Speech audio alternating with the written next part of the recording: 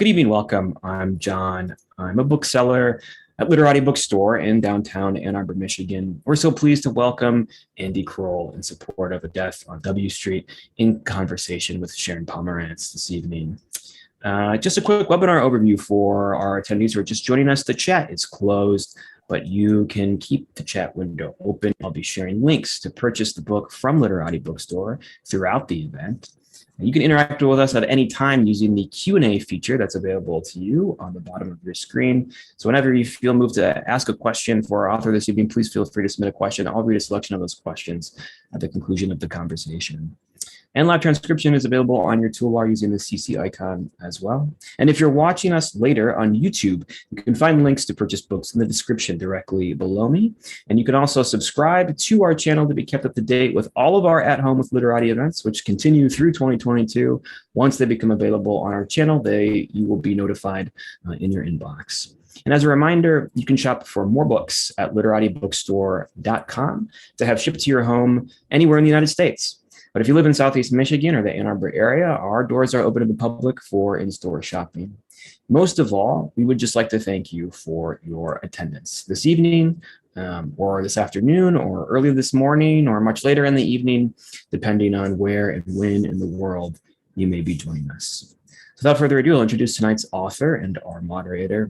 Andy Kroll is an investigative reporter for ProPublica, where he covers voting, politics, and threats to democracy. He's the former Washington bureau chief for Rolling Stone magazine, where he wrote extensively about the Seth Rich case.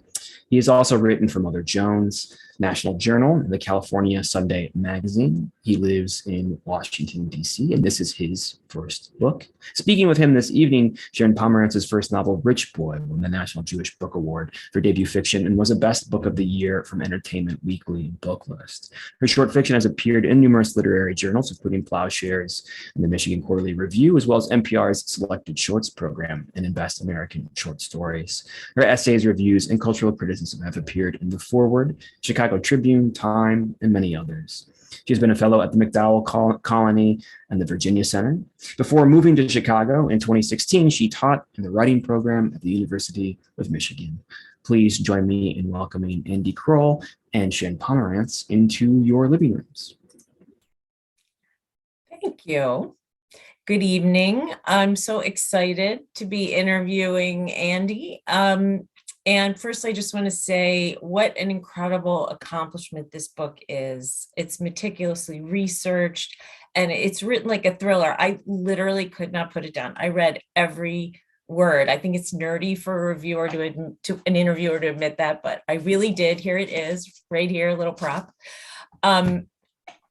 And so as I understand, you're going to read us a little bit of it just to tease out our viewers and let them hear some of your sentences. So go ahead, Andy.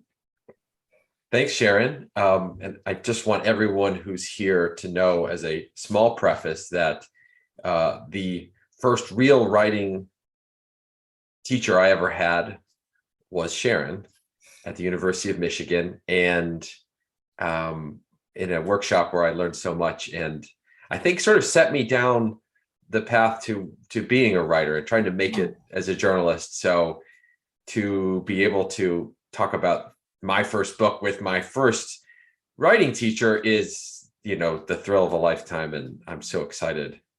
Well, I always say, like, my main thing that I can brag on is that I didn't ruin you, because you came in with so much talent that really it was just a question of getting out of your way. But thank you. Yes, and there was a lot of getting out of the way that needed to happen, but that's what we did. So yeah, I'm just going to read something briefly from the book here, and just to give a quick preface for folks.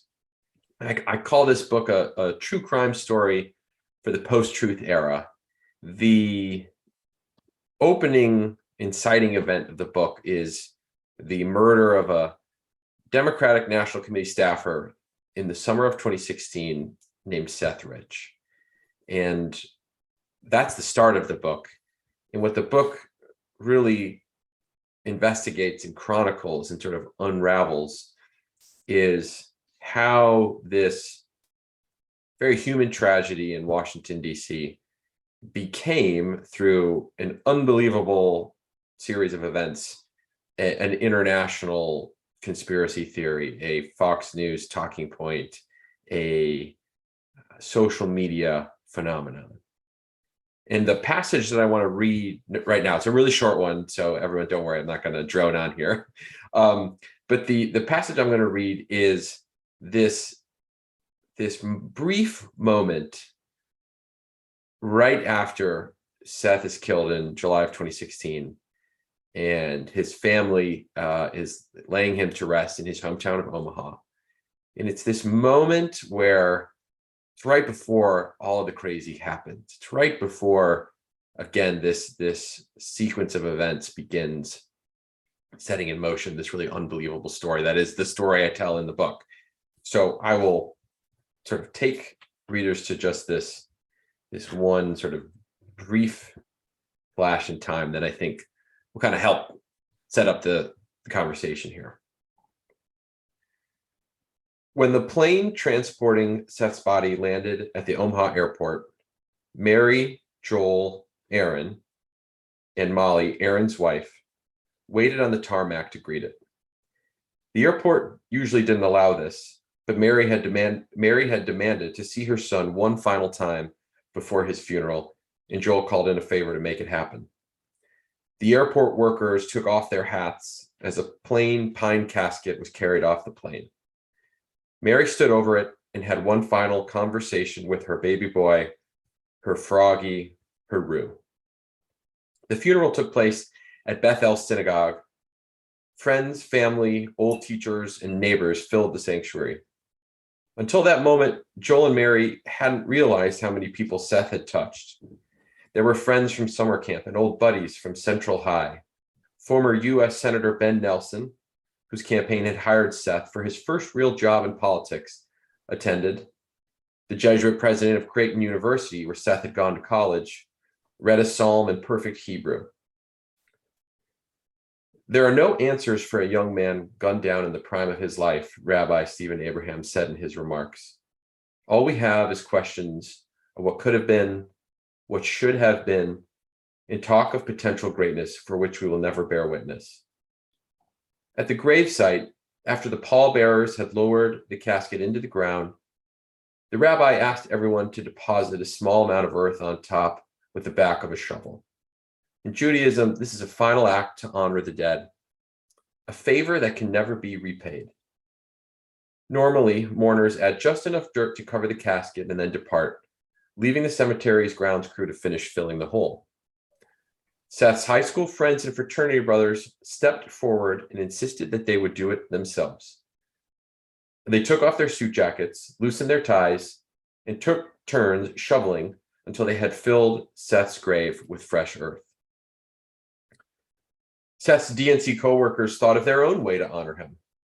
The day after his death was announced, Hillary Clinton and Bernie Sanders were scheduled to make their first joint appearance since Clinton had effectively won the Democratic nomination.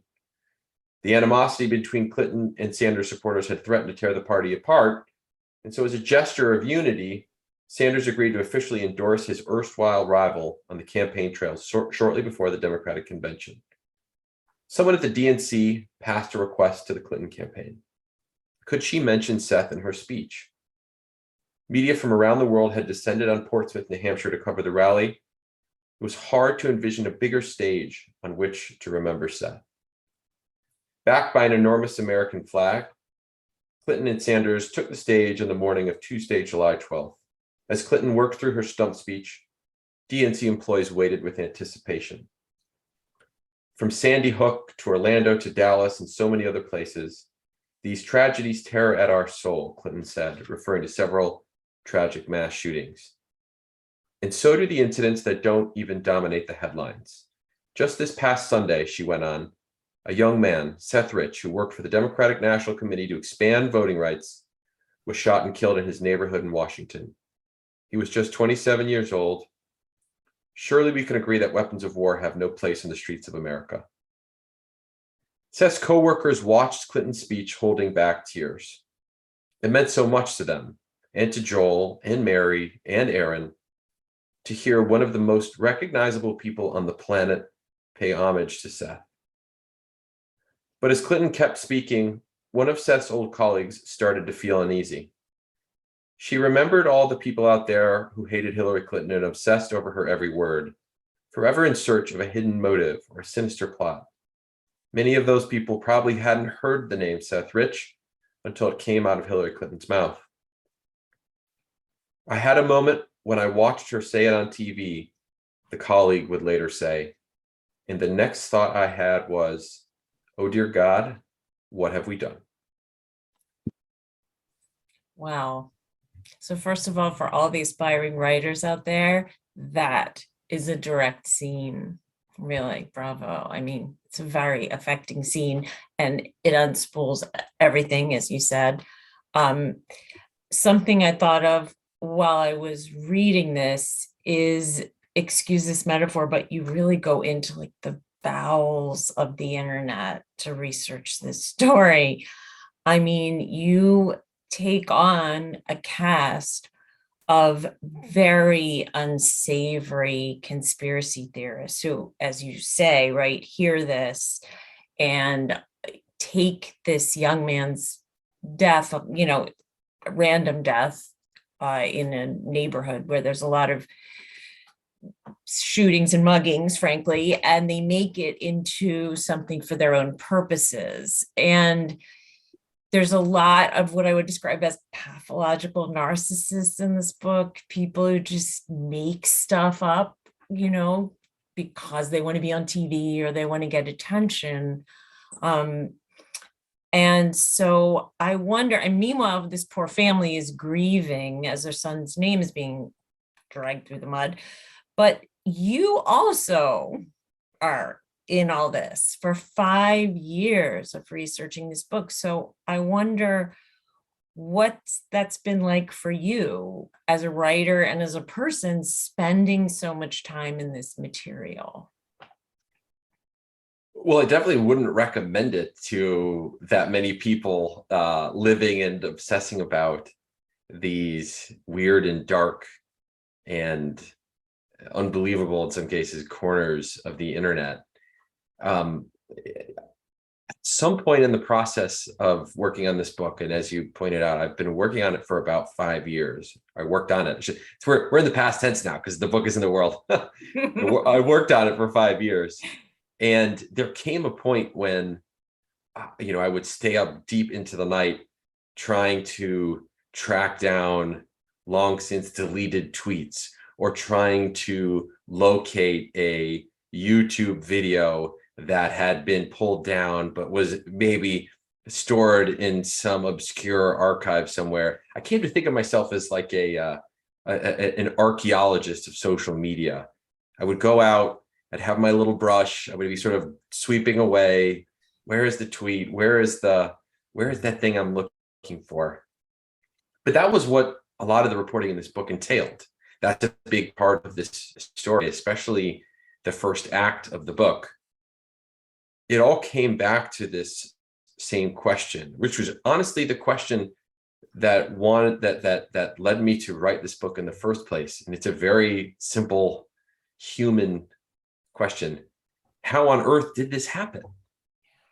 How on earth did this totally, on the one hand, ambitious, charming, light up every room kind of person who was Seth Rich, but also a totally normal guy who was here in Washington, D.C., working in politics and trying to make a difference in the world, as so many people come to D.C. to do. How did this guy become this international phenomenon, this viral meme, this trending hashtag, all of these different things? Because I thought if I could understand that, I could understand a lot about the way both the internet works and social media's effect on our lives, but also just, the way American politics has evolved in the last 4 or 5 years. We're just really coming off a presidency where the commander-in-chief, every thought he had, he put on Twitter. He lived and breathed through Twitter until he got kicked off of Twitter.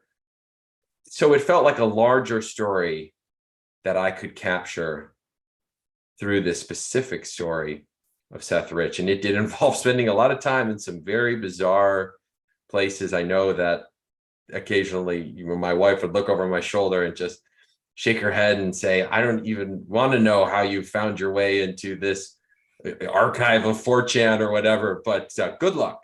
Yeah, man. No, it is. I really can't emphasize to readers enough how dramatic this story is, and how the phrase truth is stranger than fiction came to my mind all the time.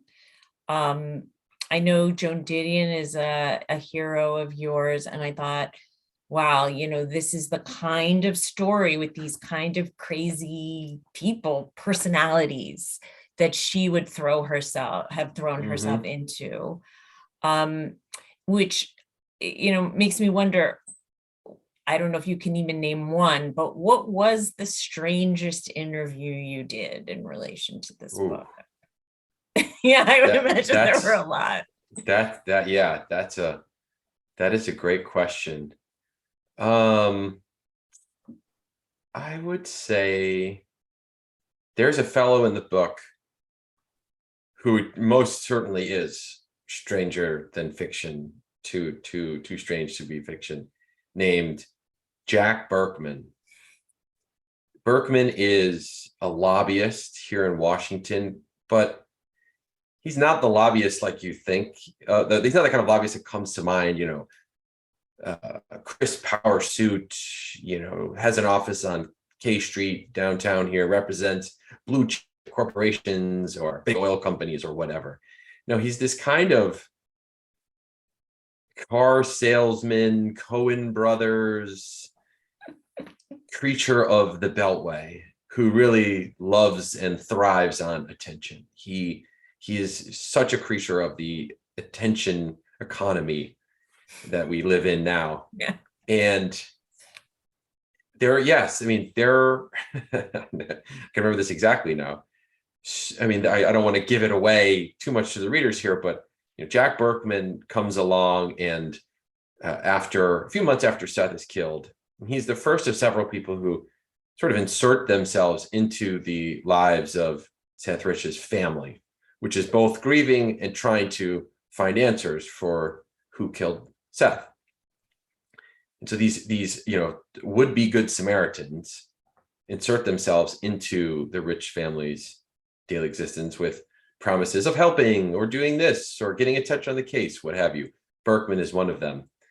And he comes into their lives, and then he goes out pretty quickly when he veers off into conspiracy land. But there is a moment in the book, I don't want to give it away too much, but let's just say it involves a sort of hoax within the story, an encounter in a parking garage in Northern Virginia, and it ends with Jack Berkman getting shot in the buttocks. There's no other way to put it. And it is the most bizarre, unbelievable, again, almost Coen Brothers-esque thing I have ever reported in my entire life. When I was reading that scene, I wondered if you were laughing when you were writing it, because even though there's really nothing funny about these people. I mean, their influence is profound. And I just want to add, I feel like everyone who cares about the future of democracy should read this book. But there is a moment where I should just say that I believe Jack Berkman's dog is named Jack Jr. Correct. And there's a sentence in which you say, Jack was walking Jack Jr. And yes. I thought, wow, it's good that you're not reading this out loud on an audiobook. How do you not burst out laughing? It's sort of that detail. There's a lot of wonderful small details that really reveal character. And I think that detail tells us a lot, that someone would name their dog after themselves. But that is quite a scene. To me, one of them, again, I also do not want to give away there's just so many interesting plot reveals in the book, but perhaps for me, the most disturbing piece of this was the role of Fox News in this story. And without giving the farm away, I just wonder if you could talk a little bit about that. Fox has an interesting presence in the book and in the larger Seth Rich story. And I learned a lot about Fox and how Fox fits into the bigger picture. I think it's, you go back to like the days of Jon Stewart and The Daily Show, and you would see all of these crazy clips that Jon Stewart would play on his show, all of them sort of stitched together in this, fantastic monologue screed that Stewart would deliver. In addition to other television shows, obviously he was an equal opportunity offender, Jon Stewart. I think there's this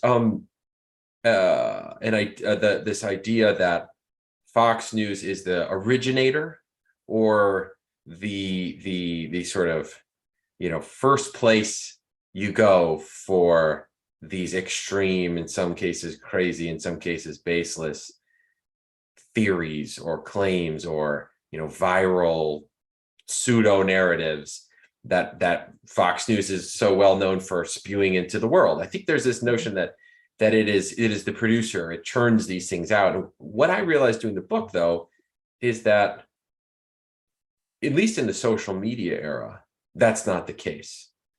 Fox isn't the origin point of something like the Seth Rich conspiracy theories or half the things Tucker Carlson says on his show. These things start at the further out on the fringes, and they start in far less visible, well-known places. They start in a lot of cases in these sort of dark, cavernous spots that I spent so much time, crawling around in doing this book. And then they sort of trickle upward. They if they catch on enough online, or they catch on enough in these, more extreme websites or blogs, they sort of filter upward to a place like, first, like, say, the Drudge Report, a very prominent news aggregation site, and then even further upward there to Fox News. And that was absolutely the case in the Seth Rich story. Fox really amplified a baseless, unproven theory about Seth in the 2016 election. Really, the peak of this was in May of 2017, and Sean Hannity was the loudest voice. But Sean Hannity did not start this. But once it gets to Fox, once it's sort of done that, not trickle down, but trickle up, once it's trickled up to Fox News, it's mainstreamed in a way that is both extremely powerful, that all of these other entities and people, politicians, you name it, will take a cue from and will follow Fox's lead. But there's also, at that point, there's no hope of sort of putting the genie back in the bottle. There's no way that you can change a Google search result for someone like Seth Rich after Fox News has gotten fully behind it. And, I just think that, I thought that Fox was really influential, both in the conservative media and overall. But I think that this book showed to me how actually that Fox is the center of the universe in conservative media. It is not a large planet orbiting others. It is the sun around which everything else rotates. Wow. Yeah, that's a good follow-up into my next question, which is something I realized in reading this was that there are even people reporting for Fox News, either on their website or in other outlets, who don't actually do any research. They just make stuff up. And when you study writing in school, all of the things that we are, clubbing students over the head, have good sources, back them up. You have pages and pages, of your sources in the back of this book documenting everything. You're an investigative reporter, and you spend a lot of time dealing with evidence. And so then I think, okay, here you are shining the light on essentially a pack of lies. And then there are all these other people running around claiming to be journalists with huge social media followings and platforms, who just either make stuff up or they find things online if they're savvy and fabricate or take things out of context and create fake evidence. So I just wonder how you, as a journalist, an investigative journalist working for such a prestigious, organization with such a history, how do you see your role in the midst of all these people who are frauds and liars and are pretending to do your job? I guess would be the way to put it.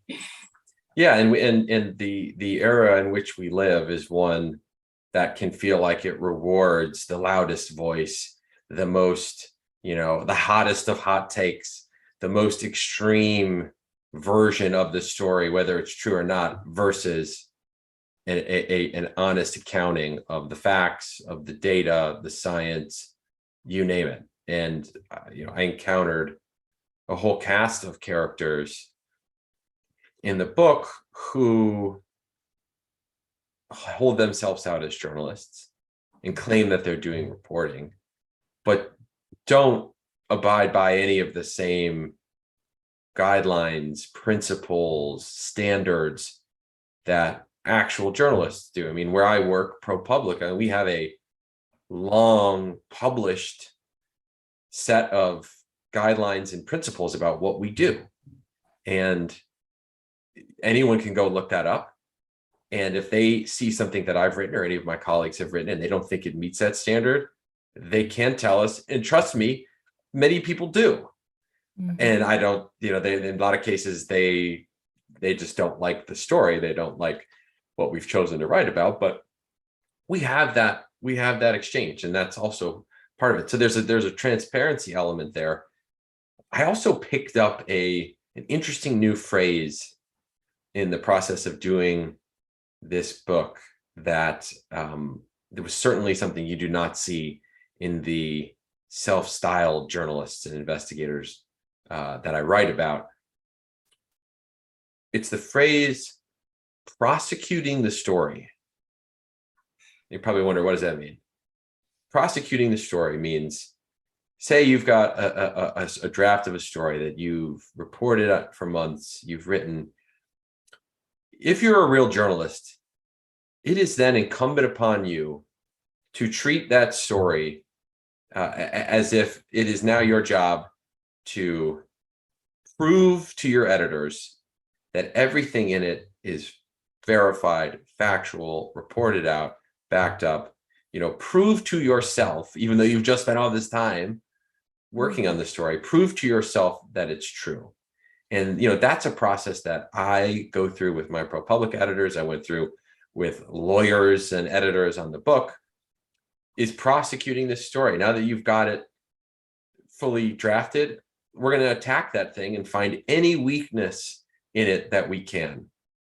That is what real journalism is. That is what real journalists do. That is not what people that I write about in the book did, to say the least. Yeah. I mean, clearly they're what you see so much now is an attempt to promote an agenda or a partisan narrative. Someone gets so enamored with what they want the story to say versus what the facts point them toward. And in this case of the book, on multiple occasions, we see that play out to disastrous effects, because that has a real impact on the lives of the people you're writing about. Yeah. I think also the story is so big and the media stuff does unspool in such unusual ways. But something that I really liked was how you as a writer constantly bring it back to pointing out that, Seth Rich was a real person. He has a real family who love him and a brother, and he had a big personality and he had his whole life ahead of him. I think it's really, he's not a meme, he's not a theory. He was a human being who got caught up in all this. And I thought that was something that was very profound about the book, that there are real victims to all this in a big way. But I wonder, other than just the largeness of his story, like, what attracted you to Seth as a person? You know, what made you connect so strongly to him? Weirdly enough, there was a personal connection that was maybe the very first thing I felt when I learned that he'd been killed, and when I started to think about writing about everything that came afterward. Seth lived in DC. I live here in DC. We had a bunch of friends in common, cross paths at parties. I play on a weekend rec soccer team that he had played on as well. And, you know, we had a lot of commonalities just in our biography. I mean, he's from Nebraska. I'm from Michigan. Go Blue. Had to get that in there. He moved to DC to work in politics and make a difference. And I moved to DC to work in journalism. But, you know, if I'm being honest, yeah, to try to make a difference. I mean, that's what we do. So there were these overlaps that really resonated with me. There was also the feeling I had when, right after I learned, you know, that he'd been killed and how it happened, of a "there but for the grace of God go I." I certainly have walked home from a bar, maybe even the same bar he was walking home from, later at night than I probably should have, and maybe talking on the phone when I probably shouldn't have. So there was also that kind of shuddery feeling where I thought, oh, wow, like, I mean, that could have been me. I've done that exact same thing. Wrong place, wrong time. That could happen to any of us. So that was the first kind of flicker of a connection and what drew me to it. And then as I got to know more about him and how much he cared about working in support of voting rights, which was a real passion of his, and what he was like as a person from the people who knew him best, what really just socked me right in the solar plexus was that all this stuff that happened after he was killed was just the polar opposite of who he was. And he believed in the power of government and politics to do good, to improve people's lives, to make education better, to end poverty, to expand the franchise. I talked to his former college girlfriend for the book. I quote her in the book. She was not a Democrat. She came from a conservative family. When they were dating at Creighton University in 2008, and Seth was working for the Student Democrats, and she most decidedly was not, he said to her, "I really want you to vote. I need you to vote. This is so important. This is what makes our country so great." You know, he felt this patriotic fervor about voting. He said to her, he's like, "I know you're not going to vote for the candidate that I'm going to vote for and the one that I want to win, but I don't care, because I care about everyone voting regardless of who they're voting for, because that's what makes America, America." And then to see all this stuff happen afterward, that was just the opposite of what he stood for, both made me want to write about him in a compelling way, capture those essences of him, to remind people that this is who he was, but also to try to understand why it was him and why all this stuff happened afterward and what could be done about it. Because I think that's what he believed as well, is, you know, if our politics has taken this turn to a very strange place, which clearly it has, what can we do about it? And I think he would have wanted to know the answer to that. And that was certainly something I set out to try to do. Yeah, I mean, and I think that you did. And it also, I'll be very honest with you, like, I hear these people and see them on Twitter or hear about them or third hand or second hand, and my whole reaction is like, you know. But what I realized in reading this book is we all need to know this. This is the country and the culture we're living in, and it is affecting our democratic process in such bizarre ways and scary ways, really. And in that way, I think you wrapped a very important big story around a profile of a person, and you never lost who he was. And I think that's a real one of the many accomplishments of the book. So you mentioned at the beginning, that I had been your writing teacher. I think it was like 2007, 2008, maybe. I think that's right. Yeah, I think that's right. And I remember because you were in a really good, that was a great group, a great year. That That was a great year for writing students. Intimidatingly good. Yeah. There were a lot of good. I think 4 people in that class went on to write professionally. But so, you were sitting in a writing class, doing the things you do, doing the redrafts and the workshop and all that. And you were writing for the Daily, and you had a lot of talent, and you had your, big dreams. And now here you are on Good Morning America. So, which is so exciting to watch you. So I wonder what advice you might have for any Andy Krolls out there sitting in writing classes at University of Michigan, or anyone else, in any other school, any people with that ambition to be journalists who might be listening to us. Great question. I can think of a couple things. The first one is when even stepping back from that, try to find the best teacher, editor, mentor that you can. I think everything I've learned about how to be a half decent writer, which hopefully this book is, I've learned from people like you, Sharon, from editors I've had at places that I've worked. And and that's, it was just so helpful, both learning how to write, because writing, it's a craft, right? It's a trade. We learn it by doing it, and we learn it by reading it and reading great writing. But I feel like there's just no substitute for a really great writer and teacher handing you back a draft and saying, there's good stuff in here, but there's a lot of work to do. And, this is how this process is going to go. Because I also think that there's, maybe there are people out there who think, oh, my first drafts are just about perfect. And sorry to say, they never are. And the sooner you realize that, the better off you'll be. So I guess that's another piece of advice. But, when you find those great teachers, editors, mentors, you have to hold on to them, because those are the relationships that will make you a better writer, a better person, and will sustain you for as long as you want to write, whether you're doing it professionally or whether you're not. And it's you're writing for some other purpose.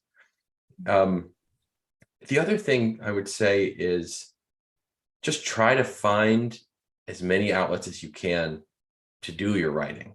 And that was the reason I loved the Daily when I was a student in Michigan. I could walk in the front door and say, hey, I want to do this. I don't know how. I've never written a piece of journalism ever, but I want to. And they sort of threw me right into the mix. Speaking of people I've stayed in touch with, I think my first editor there was a guy named Daniel Strauss, who's now a political reporter here in DC and remains a good friend of mine 15 years later. But they just put me to work. I think I was covering the faculty senate beat and eventually I got, promoted to the administration beat, like the White House beat, except it was President Mary Sue Coleman instead of, President Joe Biden or whatever. There are outlets for people to write. There are places that you can go, especially if you're a student, both, academically, but also at the Daily or, at the Humor Magazine or, Drama Club, whatever, you name it. Go there and try to do the work and do as much of it as you can. Because that's the other thing I've realized is there's just no substitute for having your butt in a chair and writing as much as you can, as often as you can. You learn by having great editors and mentors, and you learn by doing it. And there are those opportunities are out there and more numerous than you might think. People are always looking for writers.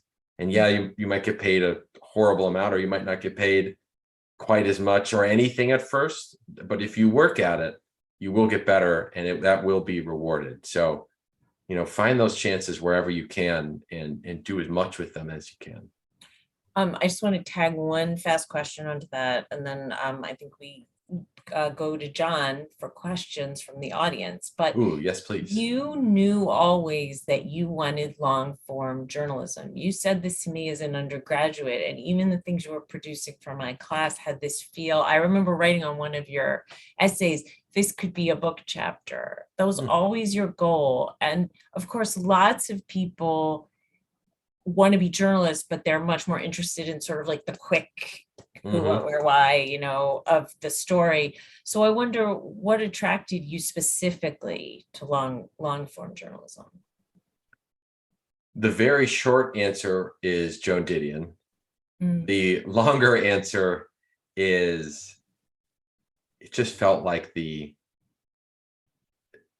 possibilities and the landscape that you could work on in these longer stories, these essays or magazine style stories, or even a book, were just so much more expansive, and there was so much more you could do there.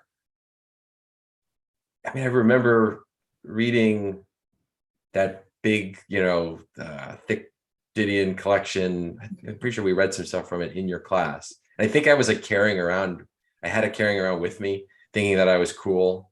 Slouching you towards Bethlehem. So yeah, exactly. I think I thought I was cool having the actual like this big thick volume, but I was mostly just like a dork, and it was really heavy.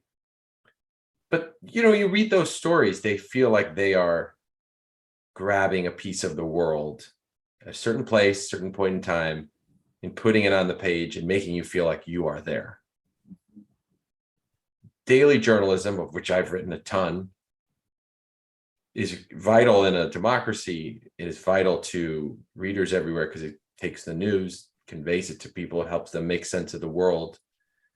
But those longer stories, those Joan Didion style stories, and so many others that we read in your class and that I've read elsewhere, there's nothing quite like feeling you're being transported to the Haight-Ashbury in the 1960s, or the side of Mount Everest in Into Thin Air from John Krakauer, or any Tom Wolfe story, or the right stuff about the space race. And there's something about feeling like you're having that out of body experience, and then you can see it and you can smell it, you can feel it. You always you're standing in the back of the room in this moment, when obviously you're not, you're reading a book.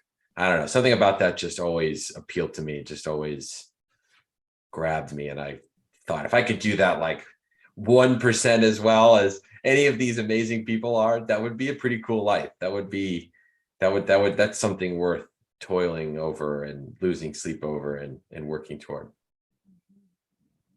Yeah. Well, and there are Didion-esque elements in this book, I will say, right? The that is a compliment. Narrator, that is a compliment. Absolutely. The I narrator who is affected by the story, and comments upon it. And I don't know if John is he going to come back to us? Should we do questions, John? Yeah. We do have a question from Patricia to start us off, and I'll just mention that if you have questions for Andy, please feel free to submit them using the Q&A, and I'll ask them on your behalf. Patricia wants to know, did you leave out much information that you considered including? And maybe a follow-up from me on this as well is there information that you had to withhold, and how do you sort of navigate that process when telling a true story but needing to sort of protect certain things? Yeah, the good question on the second part. Well, both of those are great questions, and thank you, Patricia, for that great question. The first one, did I leave certain things out? For storytelling reasons, definitely. When you get far enough into writing a long story or writing a book, it becomes as much a challenge figuring out what to cut out as it does what to include. You're really trying to be brutal about what you leave in, because you don't want to waste 1 minute of your readers' time, their attention, telling this story. And I also in the book, really tried to pull the reader through and make it feel like it was a narrative, and not have too much where it felt like we were stepping away, like you were stepping off of that, one of those like moving escalator things at the airport. I wanted to feel like you were continually going forward on that thing. And if you stepped off for any reason, it was either on a slightly slower one or it was very brief. The one thing I struggled with was, I wanted to include some history just to remind people that conspiracy theories have been around for millennia. Basically, as long as we've had brains, we've been cooking up conspiracy theories, and they span the political spectrum and they cover everything you could possibly imagine. But I do think we live in a particularly acute moment for conspiracy theorizing, just because of social media, how easy it is to spread a message, how fast it moves. And in some cases, if you're really good at it, you can even get paid for your conspiracy theories. So I wanted to get that in there, but without taking you off that, I don't know, that walkway. Can't even think what they call them in the airport. And so I left out a lot of history. I left out a lot of that stuff because I just didn't want people to feel like they were getting bogged down. And to your question, John, was there stuff that I had to leave out? I don't know if there was anything that I had to leave out so much as I tried to also be really judicious about the emotional part of this story, what it was like to be Joel and Mary Rich, Seth's parents, what it was like to be Aaron Rich, Seth's older brother, who spent so much time trying to clear his brother's name and eventually got sucked into this conspiracy theory vortex himself, which is another one of these insane twists in a story filled with insane twists. I tried to convey what it was like to be them as they described it to me, but also without laying it on too thick, for lack of a better way to put it. I didn't want it to feel gratuitous. I wanted it to feel just enough that you understood what they were going through. So there's definitely stuff that I left out for that reason as well. I think the phrase that I was thinking when you said we're talking before is narrative velocity. The book really has narrative velocity. It really takes you down a road, and the pacing is really fast. And that's why I said I literally couldn't put it down because there's a lot of narrative velocity. So I think the cutting is always the hardest part, what to leave out. But I think that you really, you did a good job. I mean, I just think nowadays when people have so much information flying at them and so many things to do and phones are beeping and, kids are yelling or pets are running, whatever, you've really got to earn it with your readers. And I didn't want anyone to feel like there was a slack moment in this or a single sentence that was, wasn't necessary to it. So, and I'm sure there's a few in there that I missed, but that was the goal. That was my North Star. I have an additional question, if you'll humor me. Please, yes. We had a Mike Rothschild on recently to talk about his book about the QAnon phenomenon, and certainly there's some overlap in this kind of milieu about American conspiracism. But we talked a bit. I asked him about prescriptive stuff, like how do we kind of rein in this kind of the way the internet creates these sort of decentralized, self-fulfilling ideas and conspiracies that sort of spill into real life. And it's tough to ask, and I'm going to be prescriptive, but what's so interesting about A Death on W Street is this human story that you're wanting to tell, and rooting it in the lives of the people who are actually affected. And it got me thinking about whether that's what drew you to telling the story in this particular way, because it feels like it's one thing to have a kind of a more sober, critical overview of the world, of this sort of phenomenon, or of this particular story, and kind of make some inferences there about, why do these things like this happen? What needs to change? And then you're doing some really more human reporting.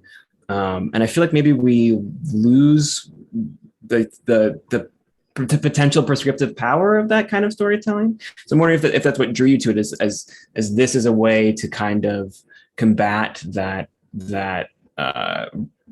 sort of sprawling over super informational world we live in, to sort of reroute us to these kinds of stories that reporting has always been able to tell. Yeah, that was absolutely a goal of mine with the book. The book was going to take people into these worlds, and it was going to take people into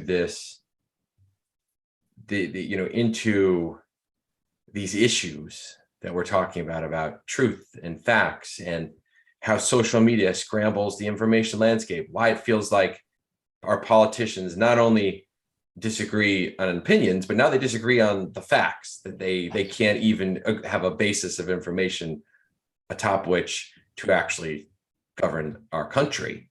How did we get there? But I think that for me, the way you break through is with human stories. It's stories that I'm not necessarily whacking you over the head with, this is what you need to know on this page, and this is how we solve the epistemological crisis afflicting America, as much as here is a story that captures all of these things. It starts with questions that aren't asked explicitly, but are, kind of float up through the story. And then hopefully by the end, readers will be the judge of that.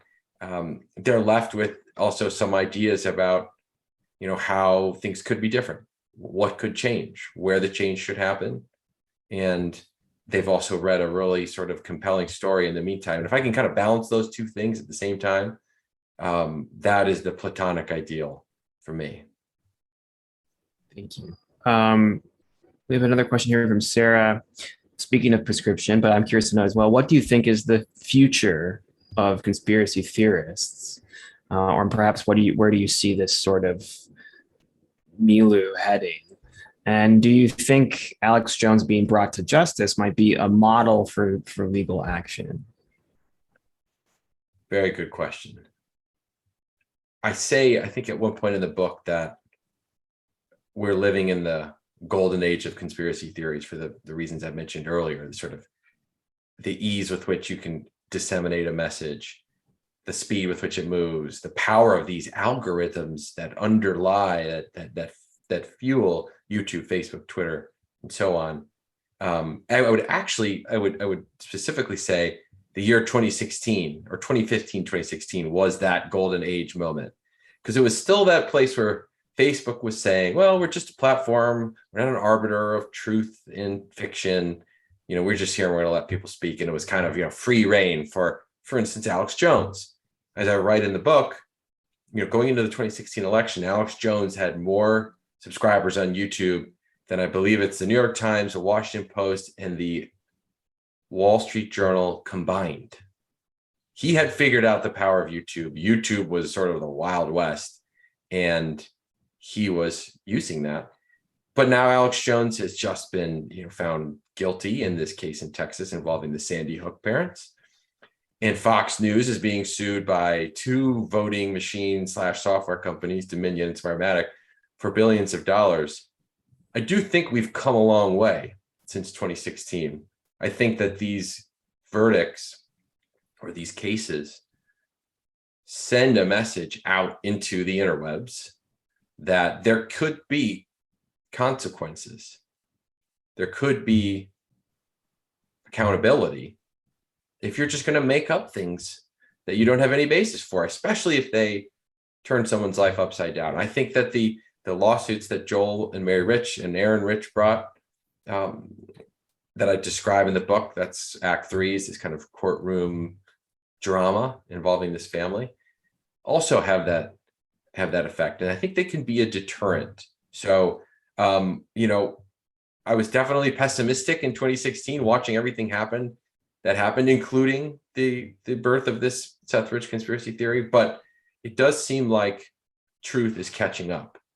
Accountability is catching up. And there is some recourse for people who think they can just go out and say whatever they want, even if it's not true. Thank you. I think we have time for one more question. We have one more question from Lisa, who writes, "It sounds like you needed to trust some accounts of Sean's life and to consider them the absolute bedrock of truth against which to measure the conspiracy theories. But did you ever get to the point that you began to doubt those accounts and sources?" I mean, I approached by reporting on Seth's life, his death, who he was, everything that happened, again, in the same way that I would a piece of investigative journalism for ProPublica, my day job, which is gather all the facts, follow them where they lead, and assemble your story from there. And there were some, people had some ideas about Seth that when I reported them out, did not bear out, were not true. And that's part of this process. And everything that I put into the book is, the result of a 5-year painstaking effort to gather all those accounts, to build that sort of factual bedrock, to use those terms, that factual foundation, and then to hold that up against what people said about Seth without any factual evidence afterward, because that's what reporting is. That's what journalism is. And, I think that, I hope that this book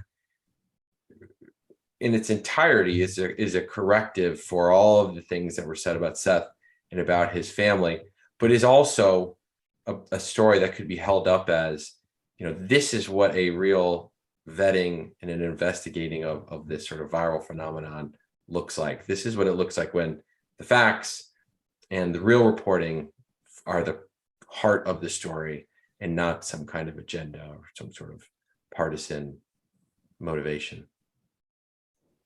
Thank you. That's really interesting and refreshing to hear, because I think a lot about reporters for established, well-established outlets like the New York Times, who say make hay after they leave that outlet doing kind of COVID conspiracism or stuff like that. And you see that stuff happen and you wonder, how does the mind change from being at a place that does journalism in that specific way to becoming sort of ideological or partisan or whatever. And so it's interesting to see. I mean, I think maybe we just expect people to sort of brush up so close against these things that they have no choice but to kind of doubt themselves. And it's interesting to see you hewing to the specific way of approaching it. So we appreciate that. But that's me going off on my 2 cents. We've reached the top of the hour. Thank you all for your questions and for tuning in. Thank you for your really, truly incredible questions. And thank you, Sharon, for diving into this book for us and talking to Andy about it. Great. I'd be happy to talk to Andy any day or of the week. God, I couldn't say the same. Yeah, this was great. And, John, you've been a consummate host, and, I love my beloved Ann Arbor. It's such a thrill to get to do an event with Sharon and then with you and Literati to talk about the book. It just feels like coming up. Fabulous store. I know. It is a fabulous store. Good. Ann Arbor needs an amazing bookstore, and I'm glad to know that it's got one. We'll hope to have you both in for another discussion about a new book in the not too distant future. But thank you so much, both of you, for joining us at Home with Literati. And once again, to all of our viewers, thank you so much for joining us. We look forward to seeing you at the next event. Have a great night, everybody, and go blue. Thanks, everyone. Bye-bye.